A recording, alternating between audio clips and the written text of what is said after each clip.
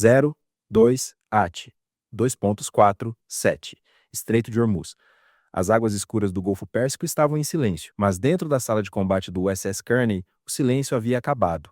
Um técnico de sensores arrancou os fones de ouvido e apontou para a tela. Um navio de espionagem russo, classe Vishna, havia acabado de aparecer no radar rolamento 180 a menos de 20 quilômetros da costa iraniana. Não era uma coincidência. Não era uma manobra de rotina. Aquele navio estava atuando como um retransmissor de dados em tempo real, transmitindo as posições exatas da frota americana diretamente para as baterias de mísseis iranianas enterradas nas encostas rochosas de Bandar Abbas. Cada segundo que passava era um segundo a menos antes que os sistemas de apontamento iranianos travassem em 5.000 marinheiros americanos. O oficial de ação tática tinha 11 segundos para agir. Um erro significaria transformar um grupo de ataque de 13 bilhões de dólares no maior alvo naval da história moderna. Era assim que começava a janela de 12 minutos que ninguém veria nos noticiários. O navio em questão era o Viktor Leonov, uma plataforma de inteligência da classe Vishna, um dos ativos de coleta de sinais mais sofisticados que Moscou possuía. Por vários dias, ele havia operado em posição privilegiada, como um fantasma eletrônico à deriva no limite das águas internacionais. Sua missão não era combater, era algo mais insidioso: preencher o vazio criado pela guerra eletrônica americana. Os Estados Unidos haviam suprimido completamente a capacidade de radar das forças iranianas. As telas estavam em branco, os sistemas de guiagem estavam cegos, as comunicações estavam destruídas. Mas os russos encontraram uma saída pelo corredor lateral. O Leonov utilizava seus sensores passivos para capturar as assinaturas térmicas dos destroyers americanos, cada rastro de calor deixado pelas turbinas enquanto as embarcações cortavam o estreito. Esses dados eram então empacotados e enviados por um canal de frequência alta blindado diretamente para os operadores de mísseis iranianos escondidos nas montanhas. Com essa ponte funcionando, as baterias iranianas podiam agir como se a interferência eletrônica americana simplesmente não existisse. Era um sistema elegante e mortal. A Rússia fornecendo os olhos ao Irã, sem jamais apertar um único gatilho. Moscou calculou que os americanos hesitariam, que consultariam Washington, que esperariam por ordem, que o protocolo os tornaria lentos o suficiente para que a janela se abrisse. Era essa a aposta que estava prestes a custar tudo à Rússia. Você consegue imaginar a pressão naquele exato momento? Um oficial dentro de um destroyer, olhando para um contador regressivo, sabendo que a decisão certa ou errada muda o rumo do confronto inteiro. Você acredita que o Zé ou A conseguiriam reverter a situação? Escreva nos comentários o que você acha e continue assistindo. No convés de voo, a 50 milhas de distância, 2E, A1, 8, G, Growler já estavam no ar. As aeronaves eram as ferramentas mais letais da guerra eletrônica moderna, não porque carregavam bombas, mas porque podiam transformar o próprio espectro eletromagnético em uma arma. Enquanto os pilotos mergulhavam para baixo dos 300 metros de altitude rasante sobre as águas escuras, os operadores de guerra eletrônica nas cabines traseiras ativaram os pods de interferência tática ALQ-218. O que aconteceu a seguir não foi uma simples inundação de ruído. Foi um sequestro digital de precisão cirúrgica. Os Growlers interceptaram o link de uplink do Leonov, a linha de comunicação que o navio russo usava para enviar dados ao Irã, e começaram a injetar dentro dele uma sequência de telemetria completamente fabricada. Os operadores iranianos que dependiam daquela ponte de informação viram a frota americana saltar instantaneamente 50 milhas ao sul em suas telas. O que deveria ser o trunfo de Moscou havia se tornado uma faca apontada de volta contra eles. O Leonov continuava transmitindo com total confiança, mas agora estava espalhando mentiras. Os russos tinham tentado dar ao Irã as chaves do Golfo Pérsico, mas os americanos trocaram a fechadura enquanto o inimigo ainda tinha a mão na maçaneta. A 252 horas, o comandante Hayes, a bordo do USS Kearney, observou o índice de intensidade de sinal cair para 0 no painel à sua frente. Com uma única ordem: calma, precisa, sem hesitação. Ele ordenou o posicionamento físico. O Kearney, um monstro de aço de 9.000 toneladas, acelerou para 35 nós e rasgou as águas do estreito para colocar o casco entre o navio espião russo e a costa iraniana. Era o Sudário, a manobra que transformava o Viktor Leonov de caçador em prisioneiro. O navio russo estava agora cego, surdo e fisicamente cercado. E para garantir que a mensagem fosse recebida com clareza, o Kearney estava apontando seu radar de controle de fogo diretamente para o casco do Leonov, a linguagem mais direta que existe no vocabulário naval. Nós sabemos onde você está e temos o que é necessário para encerrar esta história. Enquanto isso, no horizonte, o teatro estava prestes a receber seus jogadores mais pesados.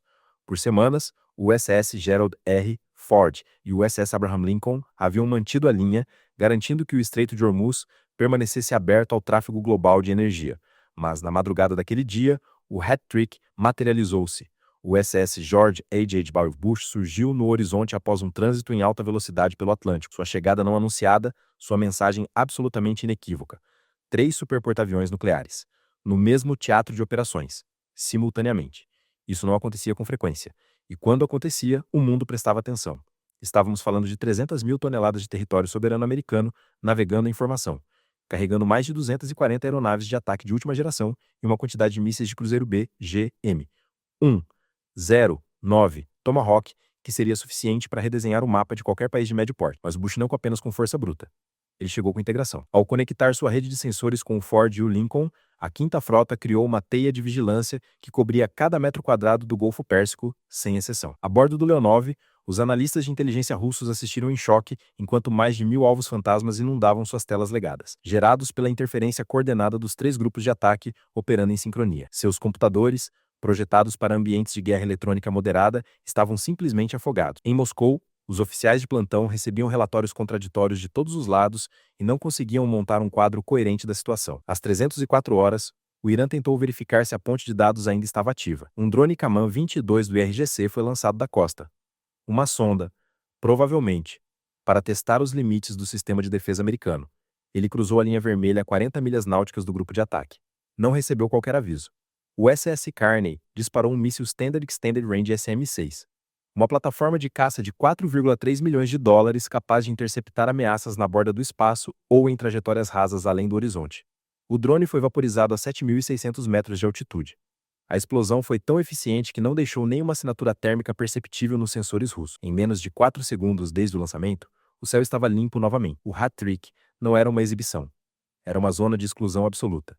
E enquanto a Quinta Frota consolidava o controle físico e eletrônico sobre as águas do Golfo, outro ator estava finalmente pronto para entrar em cena. A Força Aérea de Israel havia esperado por exatamente esta janela. O apagão eletrônico criado pelos Growlers americanos foi o sinal. Um esquadrão de F-35 Yadir, a versão israelense do caça furtivo mais avançado do mundo, penetrou o espaço aéreo iraniano sem ser detectado. As aeronaves não estavam operando às cegas. Elas recebiam uma visão em tempo real, gerada pelos aviões de alerta precoce e 2D Hawk da Marinha Americana, transmitida diretamente via link 16. Era como voar com o olho de Deus apontado para cada canto do território inimigo. Os objetivos estavam nas Montanhas Agro, 3 instalações subterrâneas endurecidas que o Irã havia apresentado ao mundo como estruturas de energia civil. Na realidade, eram linhas de produção para protótipos de mísseis hipersônicos, tecnologia contrabandeada pela Rússia sob cobertura diplomática nos meses anteriores. A Quinta Frota garantiu que nenhum satélite russo e nenhum radar iraniano tivesse qualquer visibilidade sobre as rotas de voo. Os destroyers americanos formaram um corredor de interferência eletrônica sobre os agros, criando uma névoa digital tão densa que os operadores iranianos estavam vendo fantasmas em todas as direções. Às 312 horas, os jatos israelenses liberaram as munições AGM-1, 5, 4, Joint Standoff Weapon. A JSOW é uma bomba planadora sem motor. Ela usa a aerodinâmica das próprias asas para deslizar silenciosamente por 100 km até o alvo, sem emitir qualquer assinatura de propulsão. 3 instalações, 3 impactos em sequência. As ogivas perfuraram os dutos de ventilação reforçados com milímetros de margem. As explosões secundárias foram de uma magnitude que os sismógrafos regionais registraram como um tremor de 3,2 na escala Richter. Os técnicos russos presentes nas instalações não tiveram tempo sequer de alcançar as portas de emergência. A coordenação havia funcionado com perfeição absoluta. Os americanos forneceram o escudo eletrônico. Israel entregou o golpe, mas o tabuleiro ainda tinha uma última peça em movimento. O comandante do Viktor Leonov, finalmente compreendendo a extensão do que havia acontecido, tentou um último recurso. Ordenou uma curva de 180 graus e acelerou em direção ao USS George H.W. Bush, esperando chegar perto o suficiente para que seus sensores passivos legados, imunes à interferência eletrônica, pudessem capturar algum dado útil. Era um blefe clássico de Guerra Fria. Um jogo de intimidação que os russos aperfeiçoaram em décadas de confrontos navais. Ele encontrou o muro. A 200 metros da proa de Boreste do Leonov, o oceano se abriu. O submarino americano, o USS Florida, da classe Ohio, emergiu das profundezas em manobra de superfície tática. 170 metros de aço preto cortando a superfície das águas como um animal que emerge do fundo do mar. O USS Florida carrega 154 mísseis de ataque B, G, M, 109 Tomahawk. Ver aquela vela negra emergir ao seu lado não é uma demonstração de força convencional. É a mensagem mais clara que a linguagem naval permite. Você está ao alcance e nós escolhemos, por enquanto, não disparar. O comandante russo sabia o que aquilo significava. Um único Tomahawk pode sobrevoar um alvo por horas. aguardando a ordem. Uma salva de 12 pode ser lançada antes que qualquer tripulação consiga soar o alarme. Para garantir que a mensagem não deixasse qualquer espaço para interpretação, 2 helicópteros MH-60R Seahawk desceram até 15 metros acima da ponte do Leonov, seus rotores varrendo as antenas russas com spray marinho corrosivo, inundando os sistemas de comunicação com interferência física. Não havia sutileza na mensagem, não havia diplomacia, havia apenas uma realidade. Você não é mais um ator neste teatro. Você é um alvo que escolhemos não atingir. O Leonov desligou os motores, apagou todas as luzes. Em silêncio absoluto, o grande movimento ousado de Moscou havia chegado ao fim. Para manter o apagão até o último momento do ataque israelense, a Quinta Frota empregou os mísseis AGM-88 HARM transportados pelos Growlers, bloqueados em cada radar costeiro iraniano ativo. Os americanos não precisaram disparar nenhum único deles. O simples aviso sonoro de bloqueio nas cabines dos operadores iranianos foi suficiente para que eles desligassem seus próprios sistemas por instinto de sobrevivência.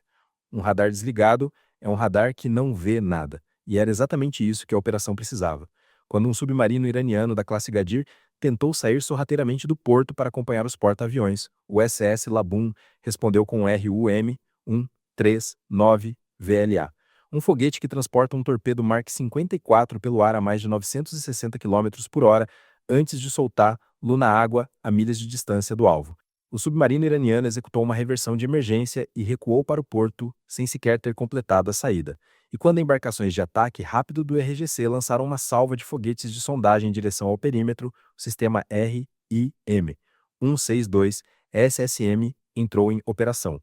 Um míssil de ponto de defesa capaz de executar manobras de 50G, velocidade e agilidade suficientes para interceptar um objeto do tamanho de uma prancha de surf em trajetória supersônica. A aritmética da noite era brutal. A Rússia havia investido dezenas de milhões de dólares em uma operação de inteligência clandestina que foi desmontada em minutos. O Irã perdeu 200 milhões de dólares em pesquisa hipersônica e 3 instalações secretas que levaram anos para construir. Para a Quinta Frota dos Estados Unidos, o engajamento inteiro foi tratado como um exercício de rotina. Às 4 da manhã, o Estreito de Hormuz voltou ao silêncio. O Victor Leonov navegava em retirada para águas internacionais, a velocidade reduzida, suas matrizes eletrônicas provavelmente danificadas de forma irreversível pela intensidade da interferência dos Growlers. As baterias de mísseis iranianas estavam em silêncio. A ponte de dados que Moscou havia construído ao longo de dias estava destruída além de qualquer possibilidade de reparo. O SS George H.W. Bush assumiu sua posição na linha dos porta-aviões. 3 embarcações, 3 cidades de aço flutuante, um único propósito compartilhado. Trilhões de dólares em energia global continuaram a fluir pelo estreito sem interrupção, sem testemunhar o confronto que havia acabado de ocorrer nas sombras. A falha de Moscou foi, acima de tudo, uma falha de imaginação. Os russos calcularam que os americanos reagiriam dentro dos parâmetros que sempre usaram. Protocolos diplomáticos, escalonamento gradual, resposta institucional. Eles não entenderam que estavam enfrentando um sistema de sistemas operando em tempo real, sem fricção burocrática. Os dados que guiaram os F-35 israelenses até as montanhas dos Agros não estavam em um mapa estático desenhado horas antes. Era uma killchain viva. A informação partindo de um satélite KH-11 a 500 km de altitude, sendo processada por um I-2 de Hawkeye em órbita sobre o Golfo, e chegando às munições J-Solb nos últimos segundos antes do impacto. A velocidade de decisão foi o fator determinante. Um oficial de ação tática americano tem autonomia total para designar um SM-6 a um alvo em menos de 3 segundos. O comandante do Leonov precisava aguardar um link de satélite para Moscou apenas para solicitar permissão de mudança de curso. Quando a resposta chegou do Kremlin, o resultado da noite já estava escrito. Para os marinheiros a bordo do Carney, quando o turno terminou, não havia celebração, sem discurso, sem comemorações. Apenas a entrega do serviço ao próximo grupo de vigília, com a mesma frieza profissional de quem acaba de concluir uma tarefa que estava muito planejada. A ameaça foi identificada, neutralizada. As instalações foram destruídas.